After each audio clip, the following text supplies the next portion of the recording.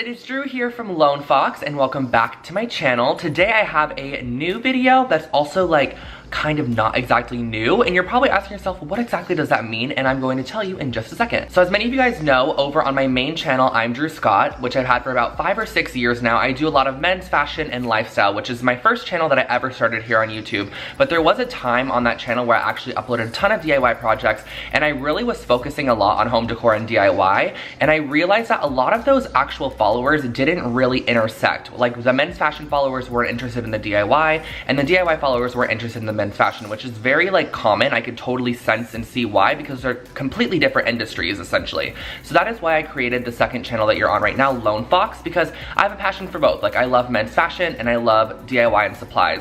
Or not supplies, DIY and home decor. And I want to thank everybody here so much for getting this channel to already almost 125,000 subscribers. That is absolutely insane. But there are videos over on my main channel that I privated a long time ago that I'm still so proud of and happy of, and the content is so amazing. And there are so many videos over on that channel that were DIY focused videos where I had so many amazing projects on them that I have unlisted for quite a while now, which essentially means just take them off my channel but not delete them.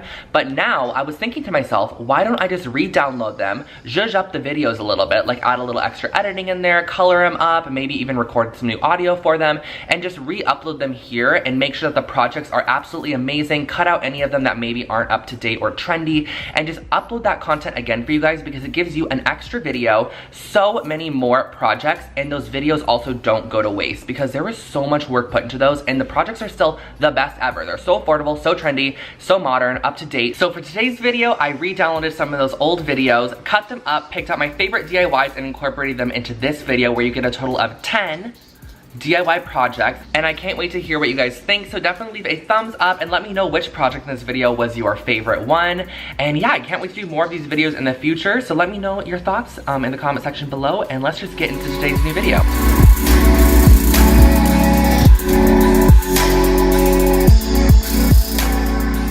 The supplies for this first DIY are super minimal. All you need is a canvas, some flowers or leaves, and parchment paper. So I gathered these from outside, literally went around, picked flowers, leaves, petals, whatever I thought was interesting outdoors, and all you have to do is press them. And how you do this is you lay down a piece of parchment or wax paper, and you lay down your florals or like botanical pieces that you found, another piece of parchment paper on top, and just layer some heavy books on top of it. And I actually kept this pressed for about 4 days under this stack of books you see right here, and once they were all completely pressed, they looked like this, and this is how they're going to look, and they're actually going to retain the shape and color, which is extremely nice. You basically pressed all of the life out of them, and this is what they look like now. So I layered them on my canvas, found out where I wanted to place them, and just sort of maneuvered it around for a while and found out I love this variation here, glued them down with hot glue, and you are done with your super inexpensive canvas.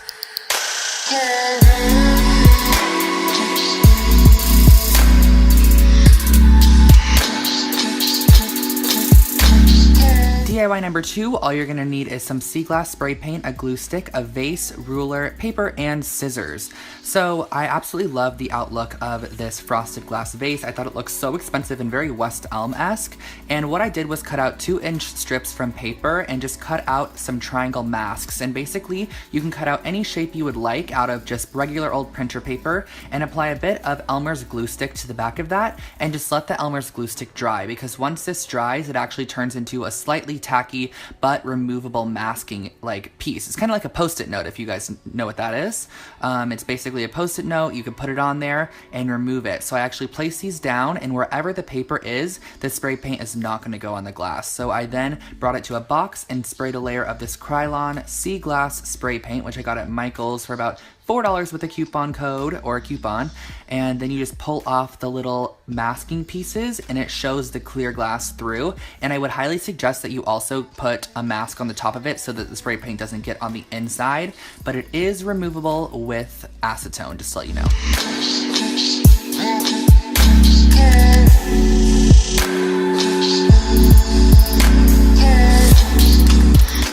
For the hanging mirror DIY, you're going to need a square mirror, some E6000, an X-Acto knife, some chain, spray paint of choice, a piece of wood, ruler, and some of those screw hooks. And what you're going to start off by doing is taking a small piece of wood and cutting it down to 12 inches in width. And I actually just found this 24-inch piece from Michael's already like this. It was sold like this for like $1.50, and I just cut it directly in half by swiping over it with an X-Acto knife a few times.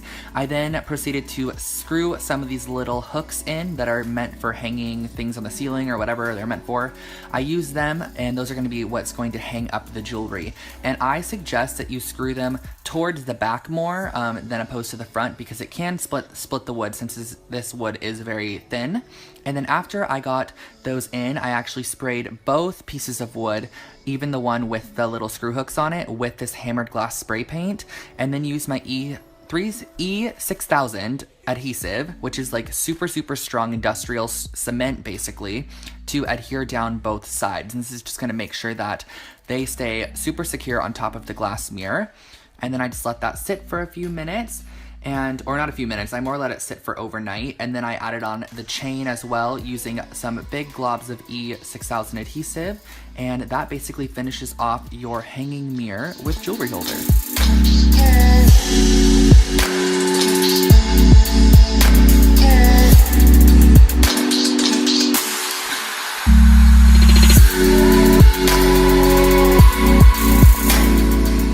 This DIY may be the easiest, but it's one of my favorites, and all you're gonna need is a lampshade, some wood clips, paint, and a hot glue gun, so super minimal supplies. And I first started off by taking my wood clips and painting them black.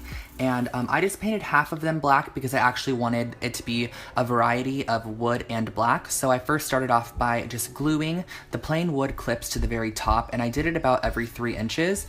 And then below that, in between, I actually glued the black clips that I did right in between the brown clips. And then I just finished off with a bit of paint on top of the black, and you're basically done. You can clip your mementos on, and that's your new lampshade.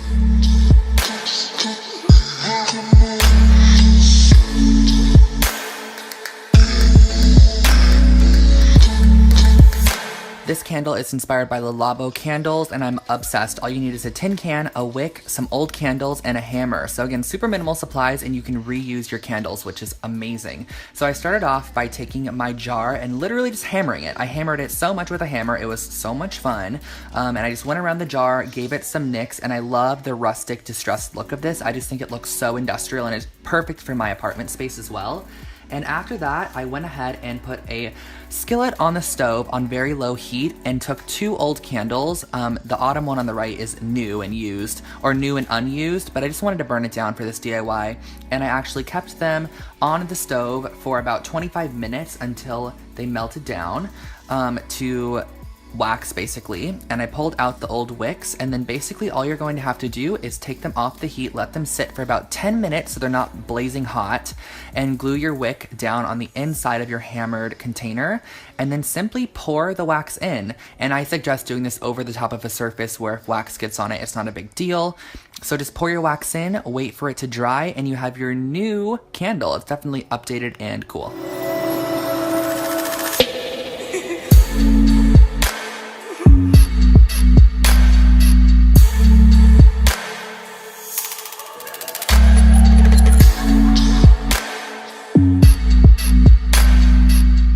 Let's get into this wall hanging, and all you're going to need is some wood dowels, yarn, parchment paper, paint, and a hot glue gun. So I first started off with these wood dowels, which I found at Michael's for about $3. They're just like toothpicks without the points. And the nice thing about gluing on top of parchment paper is that the hot glue peels off instantly. It doesn't stick at all. So you can glue on top of it, create shapes, and then pull them off later. So I actually created these hexagon shapes using these small wooden dowels, and I created 2 hexagons that were smaller, or just like hexagon shapes themselves.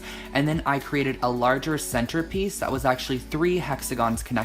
And a cool little tip for you guys is you can actually burn down those weld points with the tip of your hot glue gun. So if you do need to like melt that down or make it look smoother or anything, if you added too much glue, use the tip to melt it down. And this is the center point right here, this like triple hexagon shape. And then all you're gonna need to do is take a bit of string, yarn, whatever you wanted to use to attach, and attach your shapes together, and you really have your brand new wall mobile hanging. And I think this would look so cool on a window, on a mirror, on a wall, anywhere you want to add a little bit of extra decor. I also forgot to mention that I actually kept it plain wood over the black paint that I was originally going to do because I liked the wood look much better.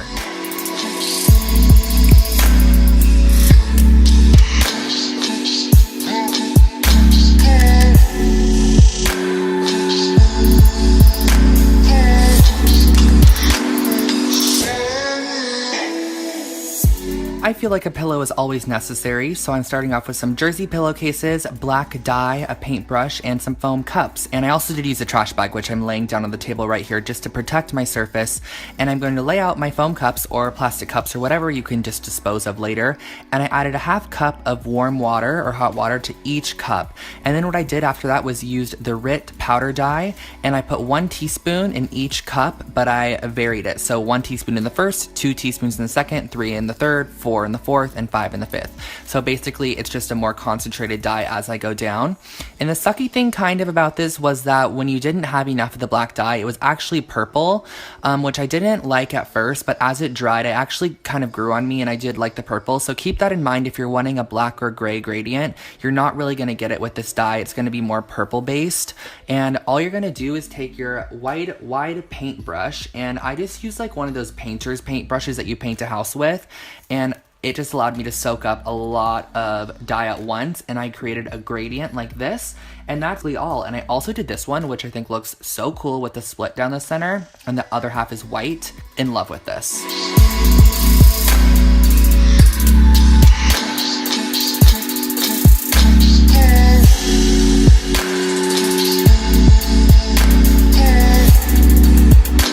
Would you believe me if I told you these coasters costed under $2 to make, and all you're gonna need is some foam core, some pleather fabric, scissors, an X-Acto knife, ruler, and E6000 adhesive. So you're first gonna start off by taking your foam board, and this is literally like that project board you use for science projects, and it's a foam-based one, and you're gonna cut them into 4 by 4 inch squares. I just found that this was the nicest size for a coaster. And then I used this pleather fabric I found at Joann's on sale for $1 for a 1/4 yard of it, and I just cut out with about 1 inch around each edge. I did it very roughly, and I E6000 adhesived the foam down to the backing and then cut off the corners like I'm doing here. So basically you're gonna want a tiny bit exposed on the corner like I'm showing, because when you fold it over like this, you want that corner to be pointed and you don't want it to be showing the foam core board. All I'm gonna do after that is take the E6000, glue it down, and then press a book on top of it so that it keeps the weight on there, and just let it dry for a few hours.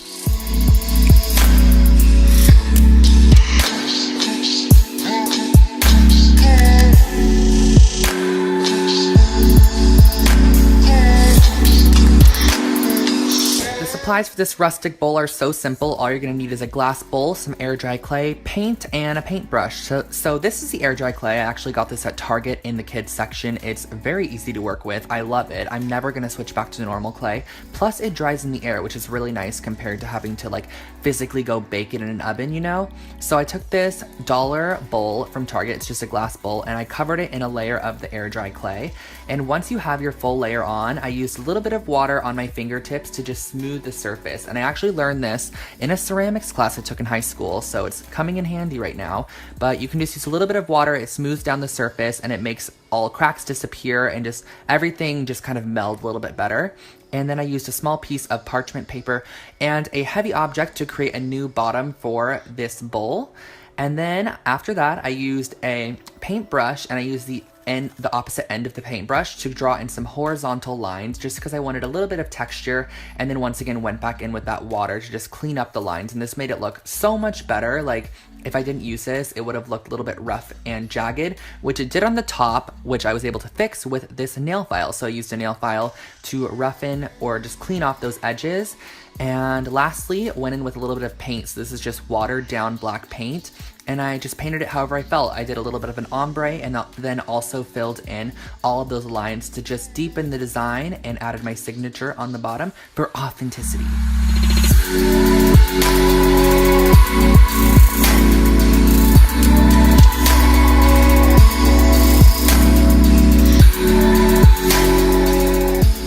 gotta save one of my favorites for last, and all you're gonna need for this is some more foam core, an album, E6000, black cord, an X-Acto knife, and your ruler. So what you're gonna start off by doing is measuring out two 14 by 14 inch squares on your foam board. And keep in mind, this foam board is literally from the Dollar Tree, so super inexpensive. And after you cut out your 14 by 14 squares, on one of them, you're going to cut a window out. And how I did this was measured in 1 1/4 inches on all edges, and then cut out the square it created in the center, which you can see me doing right now. That will create the window, which you're gonna see the album through. So what I did was I then cut out 2 1/2-inch strips of the foam core in just whatever size, because I'm actually going to fit it to length here. So you're gonna lay your album down, put the 1/2-inch piece down, and then fit it to length. So you're gonna want it to go around 3 edges, because you're going to want the album to be able to slip through the top. So I took my E6000 adhesive and glued it down to the album as close as I could to the album, because we're gonna have a little bit of cording on the outside in between the sandwich frame and the frame backing, if that makes sense. You'll see what I mean in a second here. So I glued those down like such, and then I added another layer of glue on top of those pieces and sandwiched on the top of the frame. So this is gonna finish off the frame. You can slip your album in, the black cord goes all the way around, and you tie it in a knot, you hang it on the wall, and this was like a $2 album frame, which I am totally obsessed with. You can customize it however you'd like as well. So guys, that was today's video. I hope you enjoyed, and I hope that some of those projects were useful for you guys, because they are some of my favorite past projects that I've created, and I just could not let that content go to waste. So definitely make sure to subscribe to this channel for new videos every single week and for your daily dose of DIY. You can also follow Lone Fox Home on Instagram. I'll put it on the screen for you guys, where I post just like home styling photos, inspiration, some of my DIY projects, and all that sort of stuff over on there. And yeah, I think that's really all for today. I hope you have an amazing day, and yeah, I love you so much, and I'll catch you next one. Bye guys.